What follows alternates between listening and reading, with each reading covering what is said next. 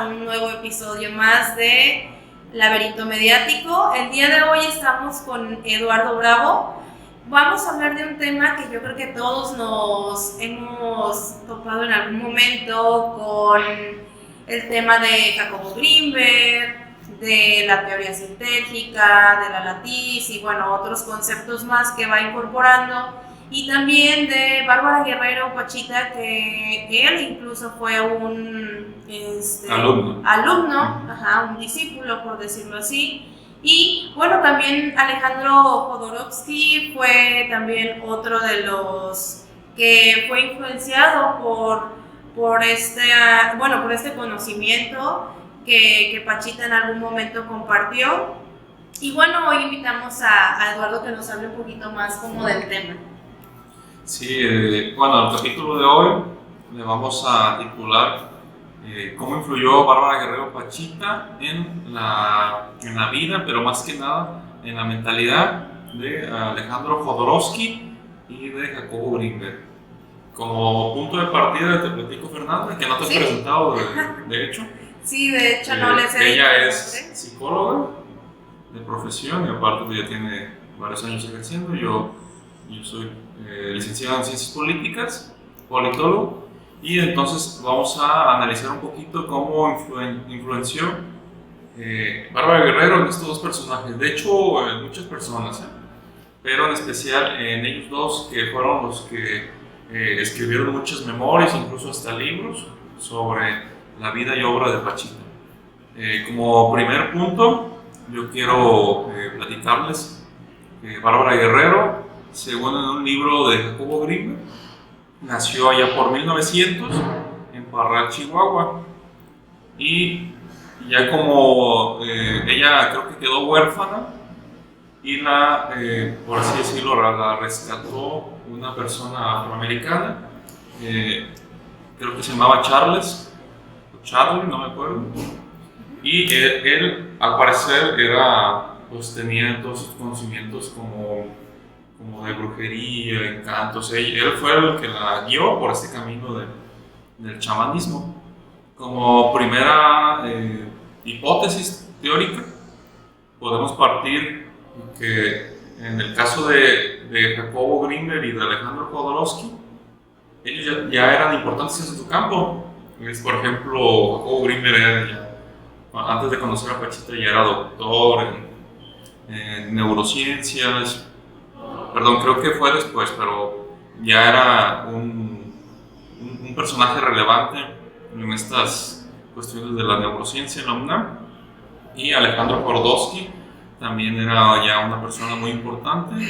Él es artista, era director de teatro, había hecho ya hasta películas. ¿Qué más te puedo decir? Ya era una persona muy famosa. Entonces, a partir de que conocen a Bárbara Guerrero Pachita, su vida cambia en todos los sentidos.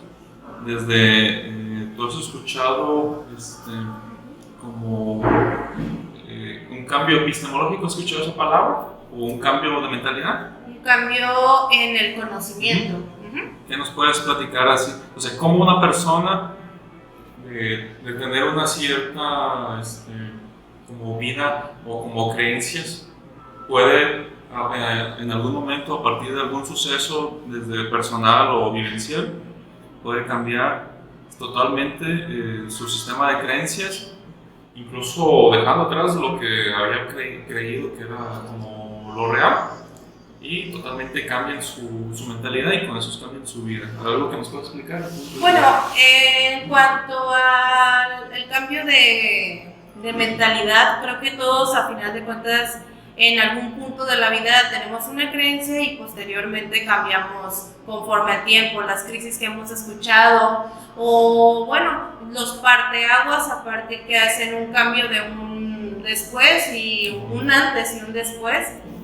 Bien, entonces esto también tiene que ver mucho con las de pronto crisis que experimentamos. No sé si te ha pasado que hay una situación o un evento, desde la psicología podemos hablar que hay a lo mejor algún evento traumático o hay una experiencia significativa o alguna situación compleja donde bueno, ahora sí que la creencia o la ideología que uno tiene sobre una situación cambia, o el cambio de paradigmas, ¿no? Yo, por ejemplo, les platico una vivencia mía. Yo a la edad de 20 años ingresé a la licenciatura de Ciencias Políticas.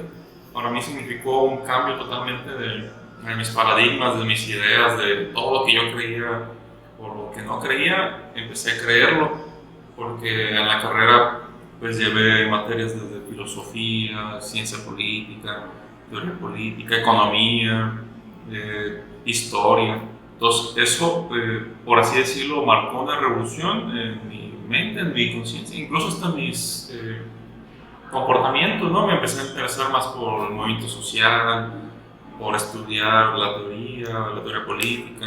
¿Y qué fue realmente lo que a ti te impulsó, te orilló como a ese cambio de...?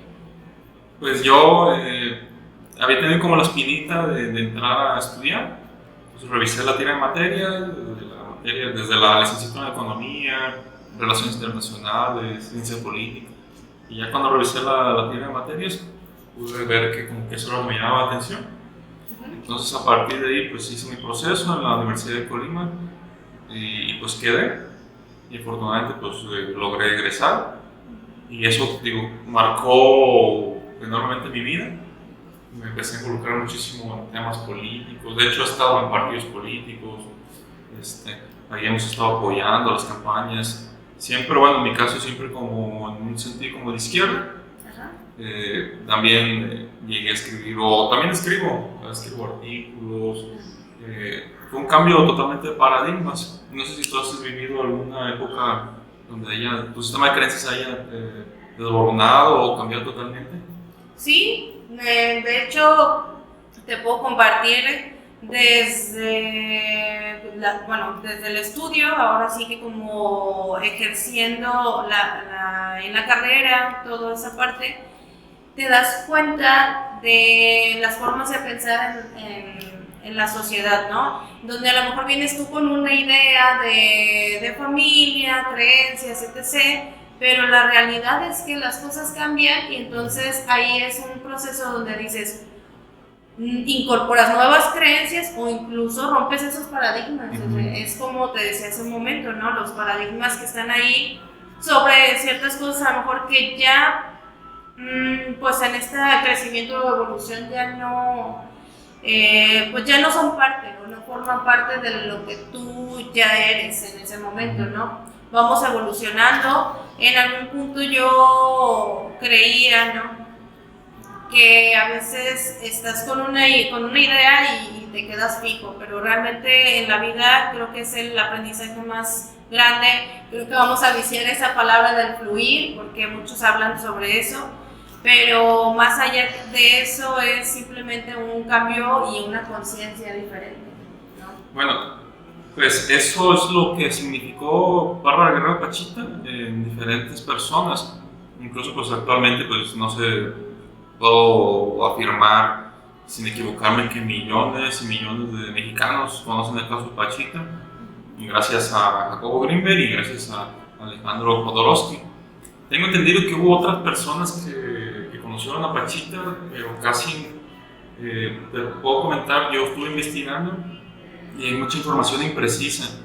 Por ejemplo, no sé si tú sabías que has escuchado de Leo Dan, es un cantante. Sí. Pues Leo Dan es el cantante de Zapagué. Hay escritos, bueno, más que nada, hay una canción que escribió sobre Pachita. De hecho, se titula Pachita, lo puedes encontrar en YouTube, en Facebook. Y al estar buscando información, no pude encontrar mucha referencia. Nomás en los comentarios pude leer, a grosso modo, que había sido alumno de Pachita, que creo que llevaron a una familiar de Leo Dan y Pachita lo curó y Leo Dan quedó impresionado. También hay casos de, creo que un sacerdote español también vino y fue ayudante de Pachita. Ha habido así como personajes importantes, pero específicamente los que han dejado con mucha memoria es Alejandro y Jacobo. De ahí en más es como mucha especulación que este personaje conoció a Pachita y que le ayudó. Pero en el caso de Alejandro, sí, creo que la ayudó 7 años. Fue su alumno 7 años y creo que iba creo que Pachita daba como consulta los jueves y los sábados. Ajá. Pero estuvo yendo constantemente a Alejandro Cordós. También Jacobo Grimberg creo que lo ayudó 3 años, fue su alumno. Y no sé, ¿a ti te gustaría, bueno, si estuvieras en ese tiempo, te hubiera gustado ser o conocer a Pachita? Claro, Sí. por supuesto. ¿Has escuchado algo de Bárbara Guerrero, Pachita? ¿Sí? ¿Que nos puedes platicar? Sí. Bueno, lo que he escuchado en sí es las cirugías o los procedimientos que eran atípicos. Digo, el hecho de una operación que en algún momento comentaba con alguien, que es una operación donde tú veías que materializaba órganos o hacía operaciones que no quedaba alguna cicatriz. Cicatriz. Entonces, tú dices, médicamente, lo que nosotros conocemos, eso no sería posible. Pero para lo más allá, o lo desconocido, o la magia, o como lo quieran llamar, definitivamente hay cosas que nosotros no podemos explicarnos. Ahí es como ahorita que están mucho pues las, ¿cómo se llama? ¿Cómo lo puedo decir, Eduardo? ¿Espiritualidad? Sí, las temáticas ahorita de espiritualidad, de las energías, de todo esto, del consciente colectivo. Entonces, todo eso, como nos dice que nos conecta,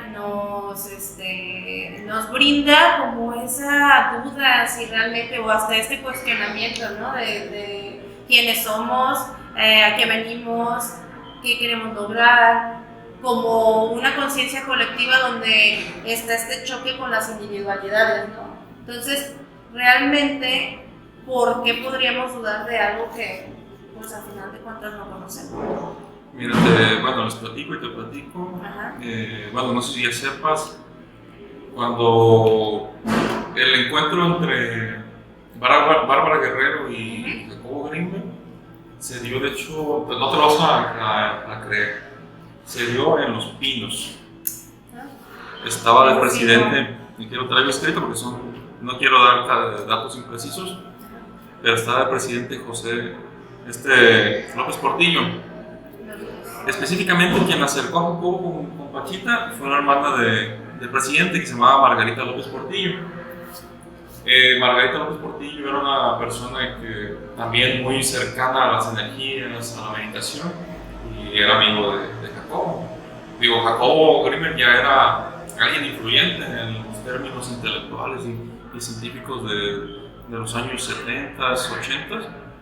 Entonces, yo te voy a presentar a alguien que te va a ayudar mucho en lo que quieres aprender, resolver. Un día lo citan a Jacobo Grimberg en Los Pinos. Ahorita hay que recordar que Los Pinos ya es un museo con Andrés Manuel, pero antes Los Pinos era donde vivían los presidentes, ahí donde vivían. Era como la casa presidencial. Entonces se da la cita ya por 1977. Hay mucha imprecisión, en 77, 78. Ahí como en unos jardines, es donde Jacobo Grimberg ve a lo lejos a una señora. De hecho, Bárbara Guerrero dicen que era una persona muy, muy bajita, como unos 40, unos 30. Entonces, lo que se le hizo raro es ver a una persona, vamos a decirlo de esta forma, humilde, porque nunca cambió sus ropajes Bárbara Guerrero Pachita. Ella siempre andaba con una forma humilde, a pesar de que tenía tanta influencia incluso en los círculos políticos, culturales y metafísicos de esos tiempos. Estaba en unos jardines, la ve, de hecho Bárbara Guerrero prácticamente estaba ciega, no sé si sabías eso. Sí. Prácticamente estaba ciega, o sea, creo que desde un ojo ya lo tenía totalmente blanco y el otro creo que veía poquito o no veía. Al venir Bárbara Guerrero al encuentro con Jacobo, pasan como por un área de muchas jaulas, y le sorprende porque cuando iba avanzando Pachita, las aves empezaban a volar así como si la estuvieran recibiendo. Así se pusieron locas así las aves, y ya le presentan a Pachita y también Pachita ya se presenta. Lo invita, de hecho, creo que era la colonia Doctores, ahí en la Ciudad de México, es donde tenía su consultorio. Y ya Jacobo Grinberg pues dudó porque pues, él es un científico reconocido, ¿qué iban a pensar de él? Más que nada, él narra en sus libros que fue a visitar a Pachita como una forma de desenmascararla, ¿no? Como, es una mentirosa, una charlatana. Dice que cuando llegó allá a la colonia de Doctores, de hecho el departamento de Pachita era pues, prácticamente insalubre, ¿no? Sucio, con gallinas, con perros y con mucha gente adentro en los patios y afuera esperando. Creo que los jueves era cuando daba consulta foránea y los sábados a la gente de la Ciudad de México.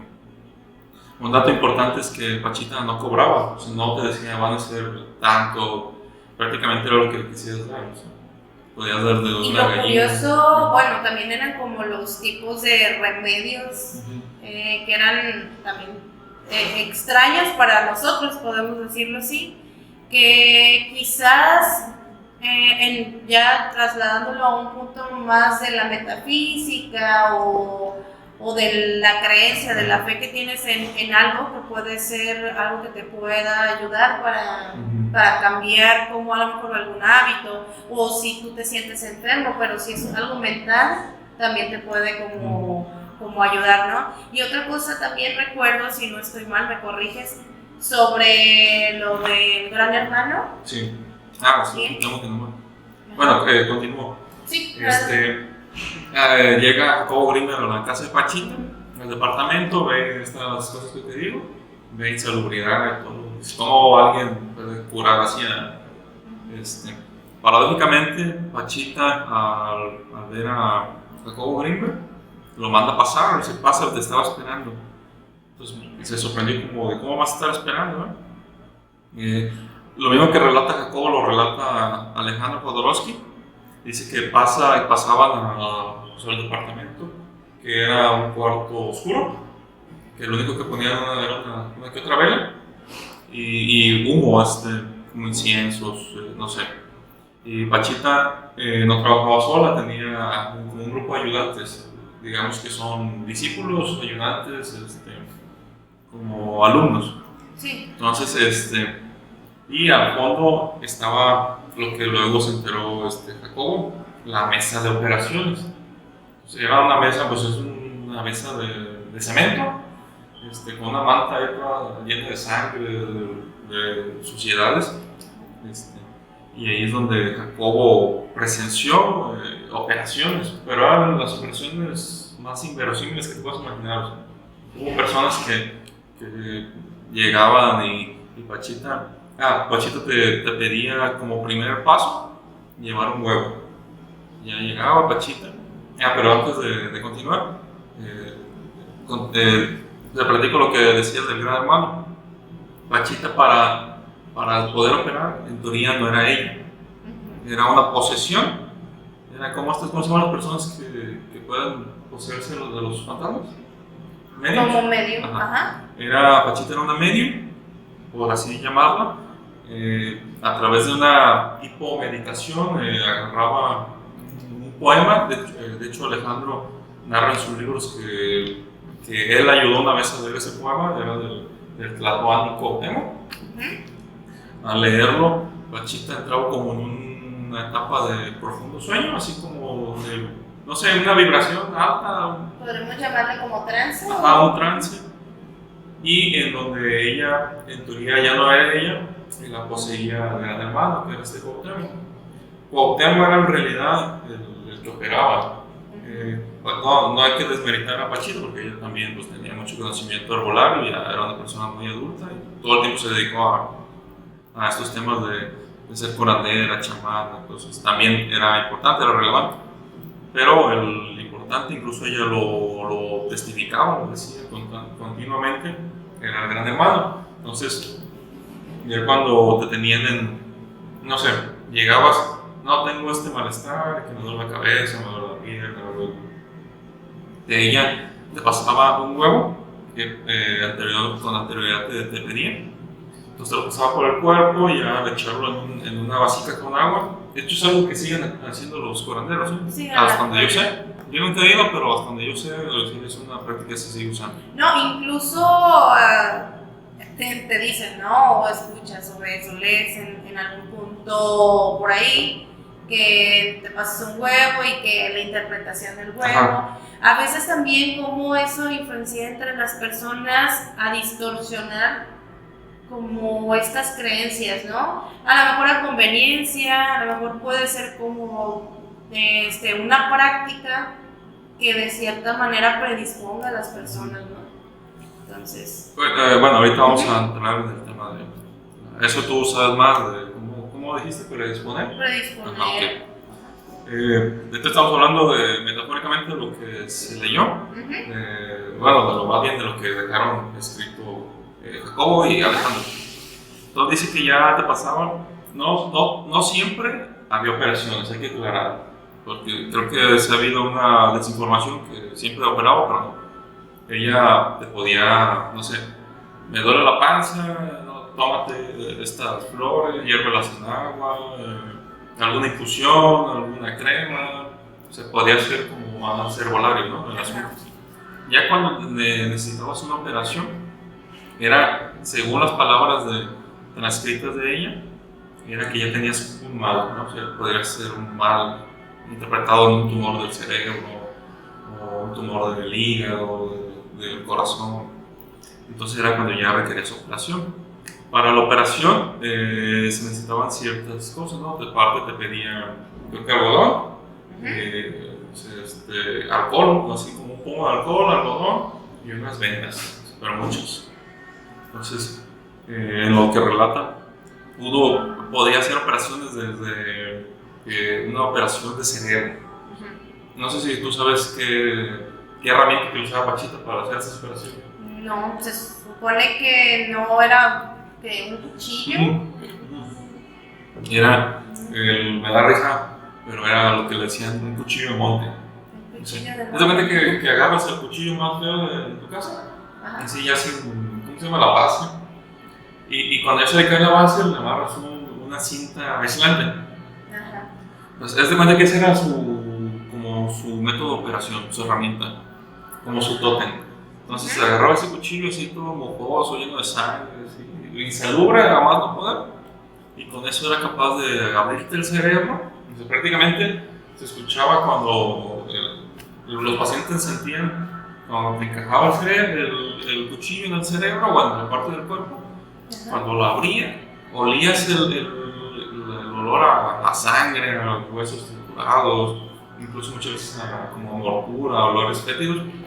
Y era cuando abría, te sacaba, si era un tumor del cerebro, te lo sacaba y siempre lo echaban como en una bolsa, como, ¿cómo se puede llamar? Como de donde viene el pollo, ¿cómo se llama? Esas que te dan el pollo pechugón, como algo así, como brilloso, como de aluminio. De aluminio, Y lo echaban ahí para que ella decía que no tenías que ver el mal, lo amarraban y le decían a los ayudantes que lo tenían que ir a tirar al río, al X. Entonces, de su mano, o sea, literal, de su mano aparecían objetos, o sea, podía aparecer un pedazo de corazón, de cerebro, materializarlo y al colocarlo en la parte del cuerpo, el cuerpo como lo absorbía, como que lo chupaba y se integraba a su cuerpo. Para cerrar la herida, agarraba el algodón, el alcohol, lo vaciaba así en la parte abierta y ya con algodón lo cerraba y ya te tenían que vendar, te vendaban como una momia todo el cuerpo y te tenían que cargar porque tú no te podías mover, era una orden, no te podías mover durante media hora. Pues te cargaban y te llevaban como a una sala como de espera donde había más operados. No te podías mover, si te movías te morías.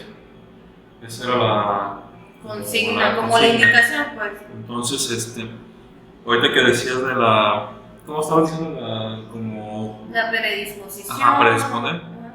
A ver, platícanos algo sobre eso y ya, ahorita yo sigo platicando sobre... Bueno, yo creo que también esto tiene que ver con los mensajes. Ahorita se ha estado mucho hablando de también se llaman estas formas? Afirmaciones o mensajes que van al inconsciente o... A ver, Ajá. bueno, para introducir al tema del cambio mental que tuvieron Jacobo y Alejandro, explícanos un poco sobre el consciente y el subconsciente.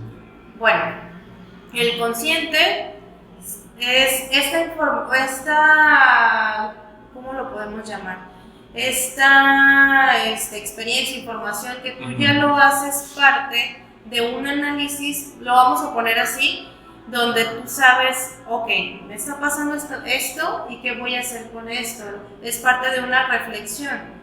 Y en el caso del inconsciente, pues son informaciones que están ahí y que de alguna manera determinan las acciones que vas a hacer, pero que traen consecuencias o incluso, bueno, ya lo hablamos ya de la parte psicológica, hay ciertos patrones conductuales o de comportamiento que se vuelven a repetir. Entonces, si lo trasladamos como a esta parte de que les daba una instrucción, eso pasa mucho, fíjate, con la gente que a lo mejor te lee las cartas o que genera un ambiente como místico, ¿no? Tú cuando llegas a un lugar así, sí te sientes como extraño, hasta te envuelves en misticismo, ¿no? Sí.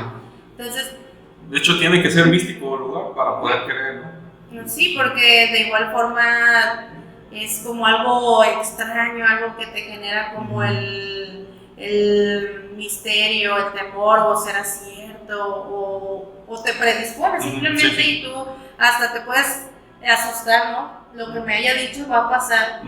Entonces, en este caso, me imagino yo que también está, porque la gente cuando va o asiste a alguien, ya sea un médico, un chamán, un brujo, como lo quieran llamar, incluso a una cuestión religiosa, está buscando algo superior que resuelva o ayude con el conflicto que tiene, con la situación, ¿no? Entonces, ¿qué tanto? A lo mejor, si Pachita les daba un brebaje o les decía, bueno, una indicación, lo creían fielmente porque le atribuían de cierta manera un poder sobrenatural. Así es. Entonces, es importante como tomar en cuenta esa parte. En cuanto al consciente inconsciente, pues todos lo tenemos, ¿no? Y ese consciente o consciente también es, ahora sí que es algo que podemos ir trabajando, porque a veces pasa que una misma situación de pronto ya no la resignificamos, no le damos un análisis, una comprensión y siempre se va a quedar ahí como algo en lo que tú vas a accionar, pero nunca vas a tomar como una reflexión de esto. Digo, a manera breve o de alguna manera decirlo. Bueno, te platico ahorita que nos introdujiste a este tema. Bueno, Jodorowsky ya era, como te decía, una gente importante, ¿no? En el ámbito del teatro. De hecho, yo leí un libro y me gustó mucho como su forma de pensar, porque él decía que teníamos que sacar el teatro del teatro, ¿no? Es de cuenta que, bueno, yo así lo veo, Casi siempre creemos que el teatro es para las clases opulentas, ¿no? Acomodadas. Entonces, Jodorowsky partía de la hipótesis que teníamos que sacar el teatro de este lugar geográfico y podíamos hacer teatro. No se puede hacer teatro desde un, no sé, en un camión, que te comparto que en ese de yo creo que tiene toda la razón. Bueno, tuve la oportunidad de participar en teatro y creo yo que el teatro no solamente es una cuestión artística, sino hasta curativa. Ok. ¿Por qué? Porque, bueno, de pronto vas experimentando con tu propio cuerpo, vas tomando seguridad, vas viendo un mundo diferente. Incluso te toca personificar de pronto X o Y, no sé, y ver las cosas desde otra perspectiva, ¿no? Entonces, creo que es más allá de decirte, digo, artístico, es curativo también. No, sí, sí es. Yo, bueno, yo nunca he participado en ninguna obra, pero me imagino que pues debe de sacar las máximas potencialidades del individuo, ¿no? O sea, el pararse en un escenario, incluso en grabar frente a cámaras es complicado, o sea, no es cualquier cosa. Te tienes que preparar y de una serie de metodologías, igual debe ser en el teatro, ¿no? Presentarte en público, aprender libretos. No, y aparte, por ejemplo, por decir también un punto que decía era que el sacar el teatro del teatro también ayudaba al individuo a expresarse mejor, ¿no? Porque a lo mejor en el teatro, como pagas, por así decirlo, pues el individuo se acartona, ¿no? Se acartona en el personaje que debe interpretar y no hace algo más, o sea, no da un toque extra.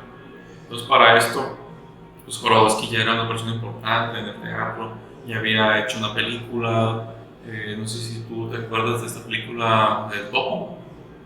¿Hayas hecho? Es como muy surrealista. De hecho, él maneja mucho esa.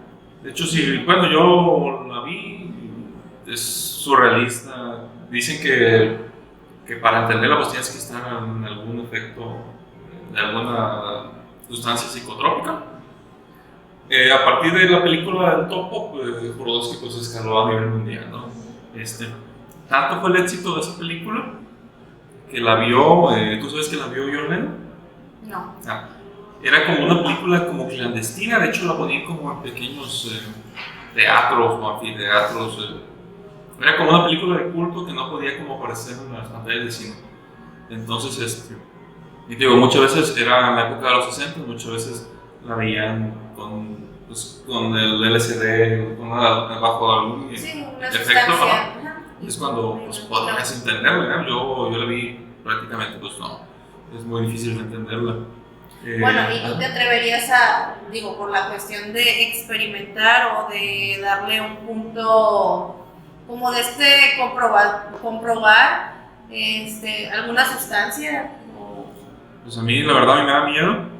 Yo, pues, preferiría, bueno, si hubiera la oportunidad y el tiempo y estuviera como en un lugar aislado, pues posiblemente sí. Pero yo ahorita, pues no, pues, tendrías que estar, no sé, el LSD, que es algo hasta donde yo soy fuerte, te puede durar hasta creo que un día, 3 días, es algo son drogas muy fuerte, o sea, yo no sé si me daría miedo o algún ataque de como psicosis, pero bueno, posiblemente bajo alguna sustancia menos potente, igual y sí. Entonces, esta película la vio John Lennon, le gustó tanto que buscó a Alejandro Jodorowsky. ¿Y cuánto crees que le dio para financiarla? Perdón. ¿Cuánto crees que le dio para financiar un nuevo proyecto artístico? Le dio aproximadamente $1 millón en los años 60. Desconozco cuánto esté la inflación de esos tipos a estos tiempos, pero yo puedo calcular que esa cantidad es 5 o 10 veces más en la actualidad. Yo quiero pensar que ahorita son 10,000 millones de dólares. 10 millones de dólares. En ese tiempo le dio $1 millón para financiar un nuevo proyecto artístico. Entonces, Jodorowsky se dio la tarea de empezar un nuevo proyecto artístico. Pero, ¿qué pasa? Muchas veces, no sé si te ha pasado, que sientes como que estás en la cúspide de tu pensamiento, que estás preparado, y de repente llegas como un tope, que ya como que te aburre lo que estás haciendo, lo que estás estudiando, ya no hayas como una forma creativa de pasar el momento. Y eso es lo que le pasó a Jodorowsky. Él quería como salir de esa traba mental, entonces buscó ayuda, que se quiso meter como a la meditación, buscó como el lado más espiritual, chamánico. En eso un director de cine le dice: yo te puedo presentar a alguien te puede ayudar ahorita que estás buscando esos temas. Y fue así como conoció Jodorowsky a Bárbara Guerrero Pachita. Pero bueno, yo busqué datos y hay mucha imprecisión, como te comentaba. No sé, dice Alejandro que cuando conoció a Pachita ya tenía 80 años. Es un dato erróneo porque si nos basamos en el único escrito que dice la fecha de nacimiento de Pachita, dice que ella nació en 1900. Entonces, si Jodorowsky conoció a Pachita en los años 70, 60, no podía haber tenido 80 años.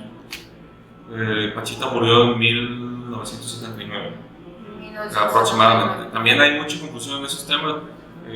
Te buscas en internet y hay mucho como imprecisión. Entonces, también, ahorita que decías de la predisposición, lo que quería Alejandro era obviamente conocerlo, pero también tenía como cierto recelo. Entonces decía, me imagino que va a ser una charlatana. No quería creo comprobar que realmente fuera algo. No creo que todo lo que digan va a ser una charlatana. Y bueno, te voy a platicar unas como cosas que hizo para no caer en lo que después se acuñaría en la trampa sagrada. Entonces, él le pidió a un amigo, por ejemplo, yo te pido a ti, te doy mis tallas, pantalón, de camisa, playera, y te digo, cómprame ropa. No quiero influir en mi propia vestimenta, porque como él ya era artista, a lo mejor se iba a vestir como artista, ¿no? Algo estrambótico. Entonces le pidió a un amigo, el amigo le trae ropa, y Alejandro incluso hizo una identificación falsa, se puso otro nombre, Pepito Pérez, no sé, otro nombre. Y se puso, creo que hasta bigote, y gorra, o sea, camuflajeado. Sí, entonces, entonces acude con Pachita ahí a la colonia de actores. Me sorprende que haya vivido ahí, porque creo que ahorita es como de clase opulente, la colonia Roma y la colonia de actores. Y acude a la casa de Pachita, al departamento. Según el incógnito, total, pasa, como te decía Bárbara Guerrero, prácticamente estaba ciega. O sea, ella veía, luego acuñaría otra palabra, Jacobo, visión extraocular. O sea, bueno, yo creo que Pachita veía más que con los ojos, veía con la conciencia. Entonces, al llegar a Alejandro, lo reconoció. Lo que pasa, te estaba esperando también otro como tema parecido. Lo pasó y antes de entrar al departamento de Alejandro, pasó a una carnicería y compró como un carne, como una chuleta. Ahorita les voy a explicar a todos los que nos escuchan y nos ven, porque al comprar la chuleta la envolvió también en papel aluminio, se la puso, creo que papel aluminio no, creo que se la metió en la bolsa que venía y se la metió en el pantalón. Esto lo hizo Alejandro con el fin de que cuando ya sintiera que lo que estaba viendo ya no era real, meter la mano a su bolsa y al sentir la carne o lo mojado, no sé, como abrir los ojos. Sí, una manera como de hacer contacto con la sí, mente. porque a veces, no sé, a veces que nos quedamos como pensando y que de repente nos habla nuestra mamá o no sé, un amigo, y, oye, te quedaste así como en el limbo, o sea, algo así, te tienen que sacar de ese limbo. Entonces, se presenta Alejandro con Pachita, creo que no le dijo por su nombre, nomás, pasa, te estaba esperando. Alejandro Jodorowsky, todo el tiempo le estaba revisando la vestimenta, le estaba viendo las manos.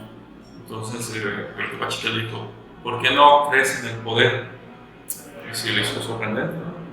Entonces, le seguía viendo las manos y le dijo, oye Pachita, ¿te puedo revisar las manos? Sí, claro. Pues ya le revisó las manos, pues, no traía nada, o sea, Alejandro quería descubrir algún truco, ¿no? Sí. Y entonces traía mucho recelo. Entonces le dicen, mira, tú me vas a ayudar el día de hoy. Bárbara Guerrero se sienta en una silla y le da el poema que les decía hace rato, de Cuauhtémoc. Entonces al empezar a leer Alejandro, Bárbara Guerrero prácticamente se quedó dormida, ¿no? Dijo, ya se quedó dormida viejita, ¿no? Pero en eso, o sea, él no sabía que era un trance. Después se despierta ya como metamorfizado en el Gran Hermano. Entonces ahí es cuando le dice, él nota que hay un cambio, o sea, no lo puede explicar, pero hay un cambio. Entonces, ¿por qué no crees en el poder? Sí, le volvió a decir, pues, a ver, le quería tampoco volver a tocar la mano. En eso, sí, si quieres extiende tu mano. Entonces, Alejandro extiende la mano y esta Pachita, o ya metamorfizado en el gran hermano, le coloca su mano y le aparece un objeto. No tenía nada, le aparece un objeto. Y era una pirámide, una figura de pirámide con un ojo en medio, que era el símbolo de la película de Topo. Pero obviamente ya sabía quién era, o sea, así estuviera camuflajeado, ya sabía quién era, no había error. Entonces, a partir de ahí, Alejandro se volvió alumno de Pachita. De hecho, también la ex esposa de Jodorowsky fueron alumnos, 7 años. También hay mucho. Es que ellos son los que más relatan. Okay. Hubo otros ayudantes, pero los que dejaron escritos fue Alejandro y Jacobo. Entonces, en los libros de Alejandro Jodorowsky, incluso la esposa participa, me da memorias, ¿no? De cómo participó con Pachita, cómo le ayudó en esto. Aún así, no creían. Decía Alejandro, de seguro esta es una charlatana, y él usa una palabra, prejudicadora o prejudicación. Igual, si me equivoco, pues en la pronunciación, igual me pueden corregir, ¿no? Esto quiere decir que, no sé, Pachita podría ser como una charlatana, como lo que hacen los magos. O sea, los magos te distraen, no sé, te pueden distraer con luces, con fuego, para que no veas tú el acto importante, ¿no? No sé, cuando aparece una paloma, cuando desaparecen algo, te distraen con otra cosa, que ves a eso. Entonces, bueno, total, fue alumno de Pachita, todo era tan perfecto, no sé, desde las operaciones, cuando abrían cuerpos, cuando olía la sangre, él veía cómo sacaban los órganos. Incluso él llegó a pensar que tal vez eran como algún tipo de órganos robados, ya sea de algún hospital o de animales. De hecho, también quería culparla como que estaba matando animales, ¿no? Que ella rescataba muchos perritos, gatillos, de los que encontraban en la calle, de los callejeros, los rescataba, él por eso tenía en el corral lleno de animales. Entonces, a lo mejor los sacrifica y agarra el corazón o el hígado de los animales y los mete en el corazón. Pero aún fuera robados de algún hospital o de los animales, pues no tiene lógica cómo los introducen en su cuerpo. No son compatibles. O sea, incluso que fueran de la misma persona, no son compatibles los cuerpos. Tiene que ser compatible en, no sé, en 90%. Tú que sabes un poquito más estuviste en un lugar de hemodiálisis. Tiene que ser como muy compatible, ¿no? Sí, digo, por ejemplo, en los procesos de donación de órganos, cuando alguien recibe, un ejemplo, no sé, un riñón, incluso les tienen que dar medicamento posterior después del trasplante, porque puede haber un rechazo. Entonces, hablando de las condiciones que tenían en las operaciones Pachita, las medidas que no eran muy salubres, todo eso, pues el riesgo era de infección, ¿no? Terrible. De infección, ¿no? Y de rechazo. Y de rechazo. No. Bueno, continúo un poquito hablando de. Total, buscó. Todo era perfecto. Las luces, el sonido, los trasplantes, las curaciones, la gente quedaba sin heridas, se curaba de cosas que pues te vuelan la cabeza, ¿no? Tumores cerebrales, no sé, yo la otra vez leía que un cirujano X debe de estudiar, ya para ser cirujano tienes que estudiar 15 años, creo. La carrera de 6, 7 años, luego especialidades hasta para poder ser cirujano. Y ella pues nunca estudió medicina, o sea, no sabía dónde colocar los órganos, cómo pegarlos, cómo juntarlos. Y aún así hacía esto. Entonces, al no encontrar nada, Alejandro le llamó la trampa sagrada.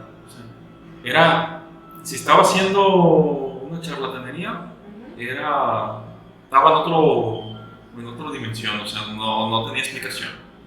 Entonces, a partir de ahí, muchos criticaron el cambio epistemológico, ¿no? De mentalidad de Alejandro, porque él era, pues él ya era un reconocido cineasta, una producción muy exitosa, sus obras de teatro, escribió muchísimas obras, creo que, no sé, creo que se pueden calcular docenas de obras de su autoría, poemas, creo que había escrito libros, era una persona muy importante en el ámbito artístico, y muchos criticaron que a partir de esto su mentalidad haya cambiado totalmente de rumbo y se haya vuelto como al chamanismo, al espiritual.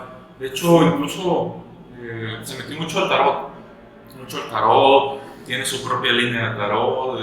Ahorita vive en Francia, Alejandro, ahí da conferencias, ahí da cursos de tarot, y también hay un concepto que es la cuña, que es la psicomagia, ¿no? Que la psicomagia es esto, no es un método científico, quiero aclarar, igual se lo buscan, pues, pero no es científico, para que, no estoy invitado a hacerlo, ¿no?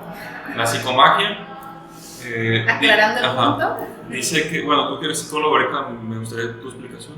Sí. Él dice que en los procesos psicológicos, no sé, voy a dar un ejemplo chusco, la ausencia de un padre. Eso te influye directamente durante la niñez, adolescencia, adultez, vas acarreando una serie de problemas psicológicos, tal vez hasta resentimientos, odios, que eso puede afectar directamente en tu salud y con los demás, ¿no? Entonces, él parte de la hipótesis, de la teoría, que eso, él lo puede cambiar a partir de un acto psicomágico. Entonces, porque muchas veces van al psicólogo y pueden tardar años y no les resuelven su problema. Estoy hablando de lo que dice Jodorowsky, no lo que yo creo. No les resuelven su problema y dicen, no sé, de las enseñanzas de Pachita, porque Pachita te podía recetar desde un brebaje que sí tenía como podríamos decir, como si era creíble, no sé, si quieres curarte de la tos, unas hojitas de limón, de árbol de limón. Tenía como un sustento herbolario. Pero a veces te recetaba cosas que no tenían sentido. Entonces, por ejemplo, narra que una vez llegó un muchacho ya estaba totalmente calvo y ya se quería suicidar. Entonces Pachita, bueno, el gran hermano Pachita lo vio, lo recetó. Y ¿sabes qué le recomendó? Le dijo, vas a ir a conseguir un kilo de excremento de rata, luego lo vas a orinar y eso te vas a estar poniendo en la cabeza, en la calva, para que te vuelva a crecer el pelo. Pasaron, como Alejandro Jodorowsky era alumno, pasó el tiempo, pasaron los meses y volvió el muchacho calvo. Y le dijo, platicó con Pachito. Le dijo, la verdad conseguir un kilo de excremento de ratas es prácticamente imposible, pero lo investigué aquí por la zona, hay un laboratorio que interactúa con ratas. Entonces le pagó al guardia y todos los desechos se los juntaba y logró juntar un kilo de excremento. Entonces, pero prácticamente, o sea, digamos que esto forjó su carácter, o sea, hacer eso te forja, ¿no? O sea, no es cualquier cosa como investigar dónde hay ratas, haber hecho sobornar a un guardia, contar esto, o sea, forjó en cierta manera su espíritu y le quitó de la idea el quererse suicidar por la calvicie. Al final de cuentas dice que prefirió no ponerse nada. Y aceptó su propia calvicie. Entonces, de ahí toma esas ideas de Pachita, Alejandro, y de ahí crea lo que él llama psicomagia, ¿no? Pero tú, ¿en qué crees que estuvo el hecho de que bueno, en este caso el ejemplo del chico o el testimonio, hubiera decidido ya no hacerlo? Es lo que te decía, o sea, fue tan, bueno, vuelvo a replantear. no sé, si tú estás pensando solamente en hacerte daño, suicidarte, y te ponen una tarea prácticamente imposible, tu mente se distrajo. O sea, no sé, tardó 3 meses, 6 meses en conseguir 1 kilo de excremento de rata, que terminó distrayéndose. Ahí es donde toma esa idea Alejandro de los remedios que no tenían sentido. O sea, porque había remedios que tenían sentido y los que no tenían sentido. Y dice, y los empieza a analizar, ¿no? Dice, a ver, ¿por qué hace esto Pachita? Porque no tiene sentido. Y es donde se da cuenta de lo que hablábamos voy a hacer un aporte igual, si estoy mal. No, adelante.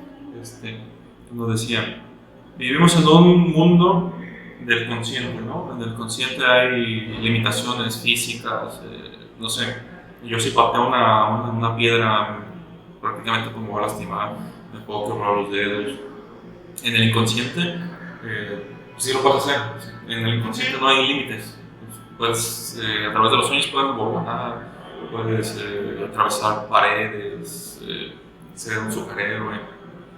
Sí, que hablamos, por ejemplo, como de los sueños, ¿no? El contenido de los sueños, que es algo más como individual, porque a veces hay como esas interpretaciones de los sueños colectivos, ¿no? Que si te cae un diente o que si te pasa esto, pero creo que sí es algo más individualizado, porque lo que es para ti no, a lo mejor no es para mí, ¿no? El significado. Entonces, quizás, como decías, ¿no? A lo mejor esto le dio sentido al chico, que aunque era una cuestión, bueno, más bien un remedio un poco extraño o imposible, digamos tú, de alguna forma lo distrajo, pero también fue como la reflexión, ¿no?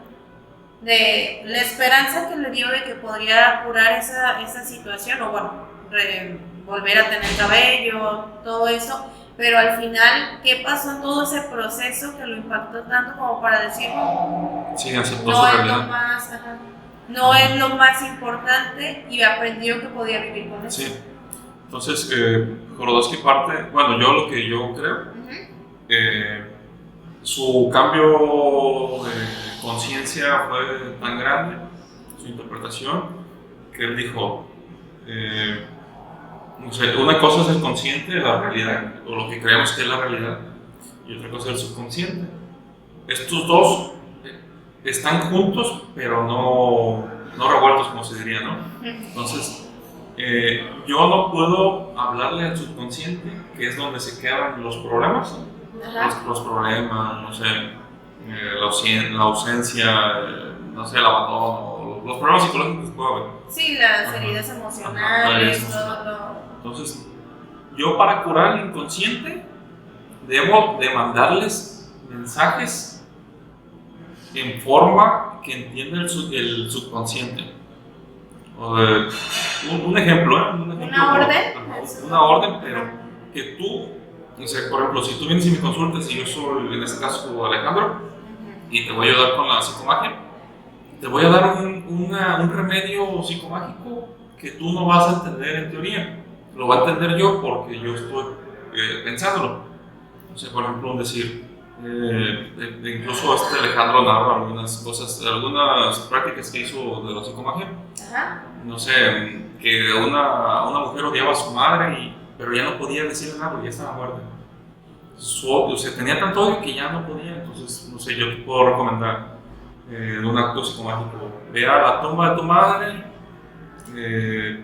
dile groserías, patea la tumba, no sé, saca todo lo que le quisiste decir en vida y eso te va a liberar, ¿no? Es un acto psicomágico, no estoy diciendo que lo hagan, eso es lo que explica Jodorowsky. Pues eso te puede aliviar el sentimiento más rápido que, por así decirlo, ir a consultas psicológicas que a veces se tardan. Eso es lo que analiza Alejandro. No estoy diciendo que sea un método científico ni que sea un método ortodoxo. Incluso yo recomendaría, si tienes un problema psicológico, acudir con profesionales como tú, antes de ir así. Que la magia sea un complemento y no la solución. No sé qué opinas tú de si se puede resolver un problema psíquico o psicológico en una sola orden, o sea recomendable. te refieres a que si estas, mira, creo que en el proceso terapéutico, digo, en la cuestión formativa nos puntualizan mucho el estudiar algo más, o sea, como una maestría, algo complementario, pero tener estas herramientas, y yo lo sé, incluso hay bastantes enfoques o formas de terapias, y ahorita se ha extendido un poco más, pero usan ciertas técnicas.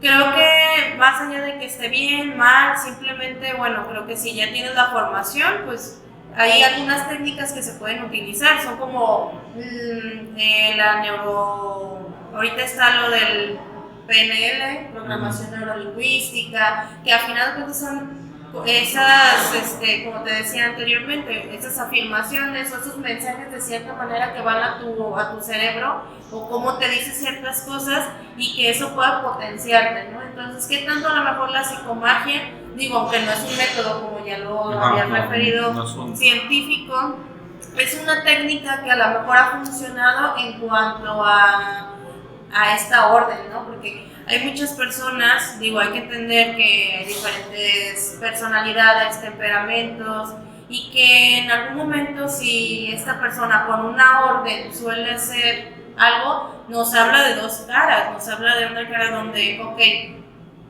puede ser que la orden le ayude, pero también puede ser que le perjudique, ¿no? ¿Por qué? Porque ahí está poniendo la responsabilidad también a la persona, creo yo, a la persona que da la instrucción le está poniendo una responsabilidad. Porque, por ejemplo, en la terapia psicológica lo que decimos, nosotros no sugerimos o no, de cierta manera, aconsejamos. Lo tiene que terminar asimilando y haciendo el individuo. Sí, porque, por ejemplo, si yo te digo, ve y haz esto y te funcionó, ¿no? ¿A quién van a cuestionar? Al final de cuentas va a ser a ti, porque tú sugeriste eso, tú hiciste eso. Entonces, en la terapia psicológica es muy diferente. Ojo, no estoy diciendo que esté bien, que esté mal, simplemente que en la terapia psicológica sí se trata que el individuo llegue a ese punto de conciencia, haga un análisis, una reflexión, y en base a sus herramientas o las herramientas que desarrolle, pueda llegar a este punto donde él decida cuál es la mejor opción para que la situación cambie. De hecho, hay cambios, hay cambios de ideas, porque todo es un proceso cognitivo también, o sea, es un proceso cognitivo, es una cuestión afectiva, porque el ser humano se compone de varias esferas. Y de hecho, no sé si has escuchado, yo me imagino que sí, o alguno de ustedes habrá escuchado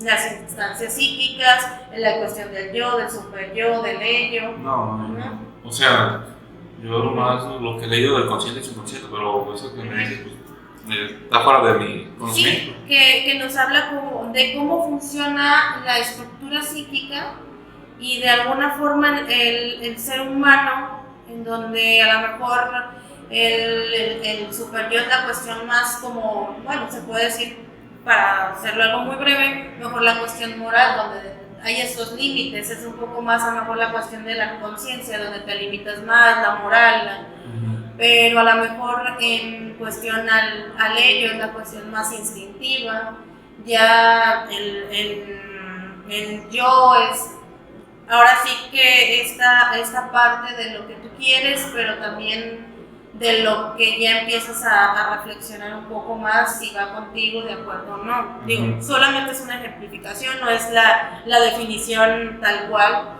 pero entonces, regresando un poco al punto que referías, ¿qué tanto a lo mejor los humanos ahorita estamos buscando? Creo que estamos buscando mucho estas cuestiones de encontrar la respuesta.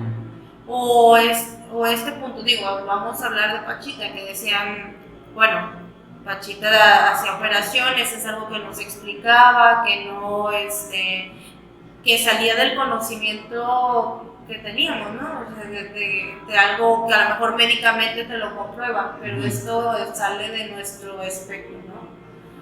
Incluso, por ejemplo, el tarot, que estudió, incluso te digo, tiene su propia línea de tarot, Alejandro. El tarot como tal, no lo aprendí, pero sí tuve como unos pininos. Es un test proyectivo. O sea, no sé si te sale la carta de la papisa, no sé.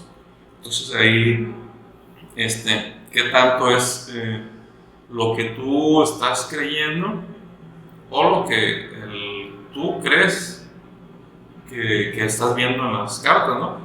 Si te sale, no sé, la carta de la muerte, tú luego vas a decir, ay, o sea, alguien se va a morir, ¿no? O sea, no significa necesariamente la muerte en el tarot, una muerte física, o sea, puede significar la muerte de la finalización de un ciclo. Ajá, no es literal, pues. No, pero tu cerebro lo puede tomar literal, y más si te lo reafirma el tarotista o el que está en la otra persona. O sea, es algo que va a pasar, como dices tú.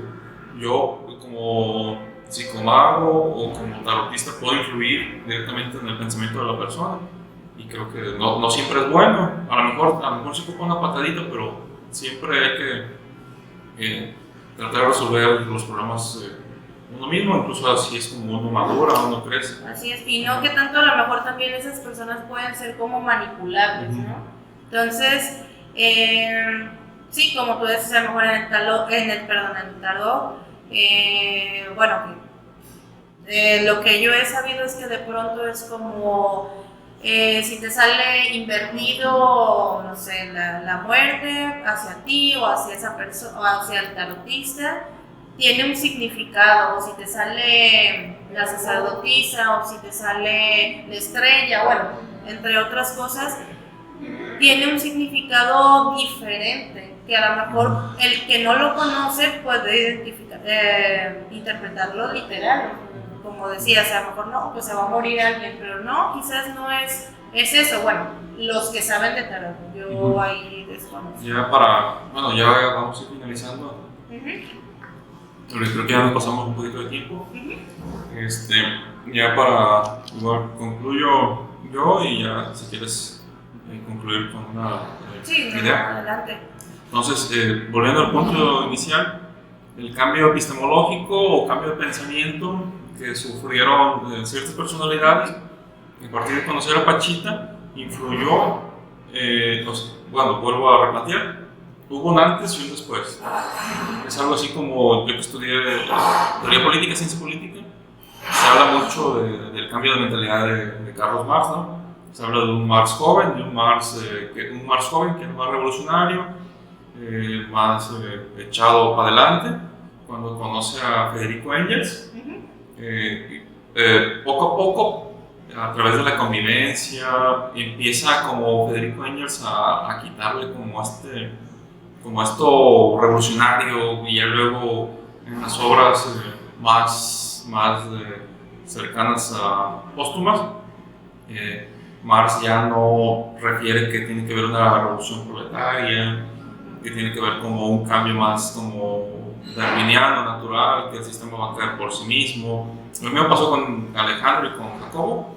Ya para finalizar de mi parte, en el caso de Jacobo, también tuvo un cambio epistemológico.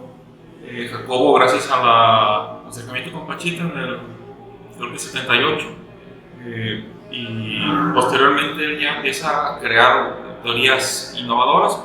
No quise hablar mucho de la teoría sintérgica o de la latiz, porque creo que ya se ha hablado muchísimo. Hay mucha información. Hay mucha información, pero Jacobo Grimberg se dio cuenta que lo que estamos viendo pues no es la totalidad de la realidad, que hay otras realidades. Incluso él dice que la latiz es como una malla electromagnética donde todos estamos conectados de cierta manera, en donde nuestro cerebro interpreta según lo que cree el cerebro, no lo que es la realidad, y nosotros creamos la realidad a través de la experiencia, a través de, no sé, nuestros ojos, por así decirlo, ven el 0.1% de la realidad.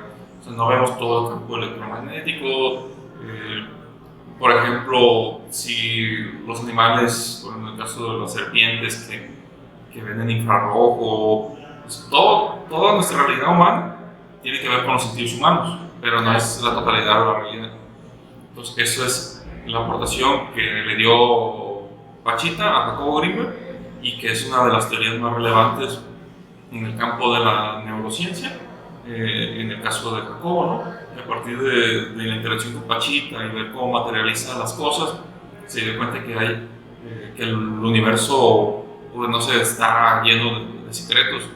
Y entonces, en el caso de Alejandro Jodorowsky, su aprendizaje fue más espiritual, más chamánico, se metió al tarot, se metió a la psicomagia y cambió totalmente su mentalidad. Por mi parte es todo, y les dejo que finalice Fernanda. Que incluso ahorita tú mismo lo mencionas, ¿no? A lo mejor cómo influenció Pachita a estas dos personas y cómo hablas, ahorita tú hablabas como de que no, bueno, en el último que decías de Jacobo, que de la teoría y todo, como la realidad o el aporte de Pachita, que se diera cuenta que la realidad no es pues la misma, ¿no? Para ti y para mí, en cuanto a la percepción, ya meteríamos ahí la percepción de cada quien, ¿no? Entonces, como la percepción también tiene una influencia desde la experiencia de vida de cada uno. Sí. No es lo mismo que incluso se han hecho experimentos donde a una persona la hacen pasar por los mismos procesos que otra, pero los resultados son diferentes. O por ejemplo, desde el moldear el comportamiento de alguien, ahorita no tengo el dato, pero es, ok, si tú quieres que alguien sea esto, yo lo puedo hacer, porque va moldeando como cierta información, le van dando ciertas herramientas, pero más allá de eso es la percepción que cada uno tiene y cómo a lo mejor esa interpretación en algún punto, que lo hablaba Jacobo Grinberg de estas conexiones, o el último experimento que estaba por ahí pendiente era de telepatía, ¿no? Se llama baja telepatía, pero él lo llamó potencial transferido. El potencial es transferido, en donde quedó ahí pendiente como ese estudio. Entonces ahora nos quedamos, yo creo que todos los seres humanos de pronto tenemos estas inquietudes existenciales de la vida, ¿no? O qué es, qué somos, si hay vida en otros planetas, bueno, etc., ¿no? Pero si hubiéramos tenido ese conocimiento también, ¿qué tanto a lo mejor esto a la humanidad nos pueda realmente aportar? No dudo que las teorías de Jacobo ya se hayan seguido, o sea, de hecho, es otro tema que podríamos analizar, la desaparición de Jacobo, todos sus paradigmas, igual déjenos en los comentarios, pero sí, o sea, ya la desaparición de Jacobo fue en el 94, han pasado más de 20 años, no creo que esas teorías hayan quedado ahí. Y sabiendo también, bueno, que le buscaron, o sea, que fue un personaje buscado por su información y que, bueno, la verdad de dónde está, eso pues no lo sabe nadie. Eso podría quedar para otro episodio. Sí, les agradecemos el habernos escuchado y el habernos visto, los que nos están viendo en las plataformas como YouTube y los que están escuchando como en Spotify. Les agradecemos habernos visto en este episodio de Laberinto Mediático. Yo soy Eduardo Bravo y Fernanda Orozco. Nos vemos en el siguiente capítulo.